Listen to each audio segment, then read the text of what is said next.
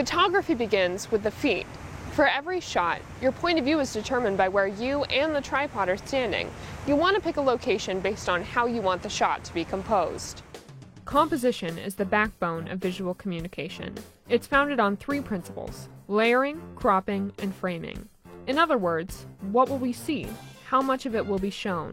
And how does one element relate to another? You'll need to be aware of these 3 principles at all times.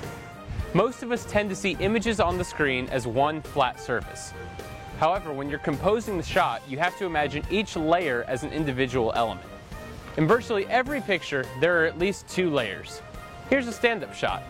While her framing looks good, there's another important element we need to think about. That's the background. In most cases, the 2 basic layers of the shot are the subject and the background. We want the background to make sense with the story and hopefully add value. Camera placement can help with that. By moving the camera just a few feet to the left, we can transform this from an irrelevant background into one that adds value. Camera placement will come naturally from paying attention to the images on each layer in the shot and thinking about what's most relevant to the story.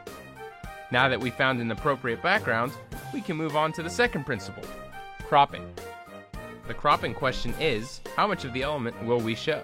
Never cut the human figure at any joints. Instead, crop between the knees and waist, wrists and elbows, or the elbows and shoulders. When cropping objects, avoid showing extra space around them or showing only partial images. This applies to the background too.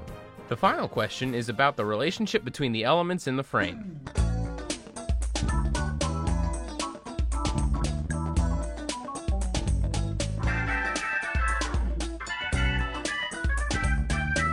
Imagine the screen as divided into thirds, both vertically and horizontally.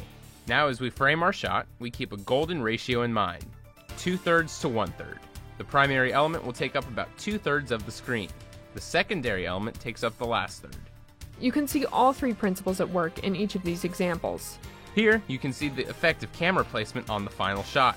In each example, the subject does take up 2/3 of the frame, but the background layer is completely changed by the camera's point of view. You should try to find a background that expresses something about the person and subject matter. For example, if you're interviewing someone in the music business, try to find a background that makes you think music. So, camera placement directly affects the background layer.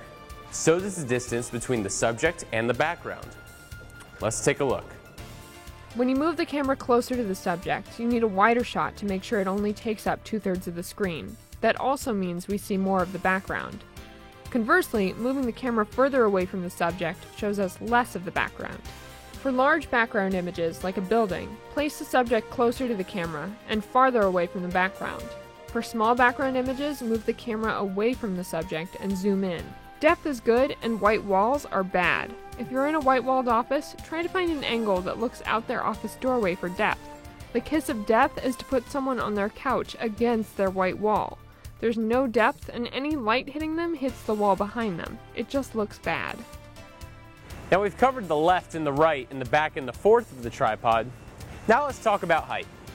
Most amateur photographers set up the tripod so that the viewfinder is eye level to themselves. You should actually keep the camera lens eye level with the subject. Now whatever the tripod height is, make sure it's evenly balanced. To avoid off-balance images, check the level gauge on the tripod's head. Ideally, the bubble should be at the center of the circle. There. Now the shot is balanced. One final consideration is lighting. It goes without saying that the subject matter in front of the camera needs to be well lit, but you don't want to have big differences in the lighting of each layer. A portable light like this can put extra light on the subject, but the batteries don't last that long and it only works for distances of 7 to 10 feet.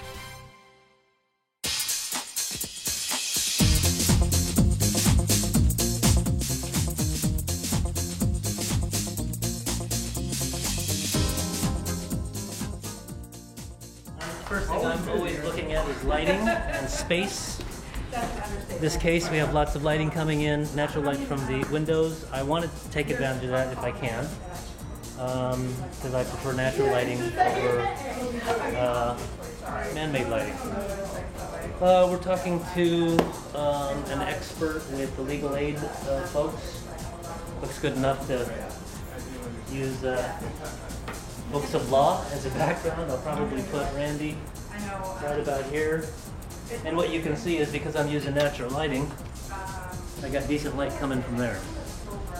This is a no-brainer for me. I don't want to use my lamp if I don't have to, because I got it right there.